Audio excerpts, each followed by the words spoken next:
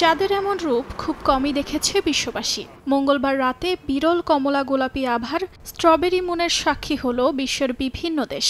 বুধবার ভোর পর্যন্ত যুক্তরাষ্ট্রের নিউ ইয়র্ক, ফ্লোরিডা এবং যুক্তরাজ্যের লন্ডনে দেখা মেলে এই চমৎকার দৃশ্যের। ইতালি, গ্রিস এবং ভারতের আকাশেও দেখা যায় স্ট্রবেরি মুনের বিস্ময়কর দৃশ্য। এই দৃশ্য চাঁদের 18 বছরের চক্রের একটি বিরল মুহূর্ত বলে জানান জ্যোতির্বিজ্ঞানীরা। চাঁদের কক্ষপথ পৃথিবীর তুলনায় তার সর্বোচ্চ হেলানো অবস্থায় থাকলে এমন বিরল দৃশ্যের দেখা মেলে বলে জানান তারা। জ্যোতির্বিজ্ঞানীরা জানান, এ সময় চাঁদের উদয় ও অস্ত হয় দিগন্তের সবচেয়ে পূর্ব পশ্চিম বিন্দুতে। ফলে উত্তর গোলার্ধে এটি আকাশে বেশ নিচু মনে হয়। পরবর্তী স্ট্রবেরি মুনের দেখা মিলবে 2043 সালে।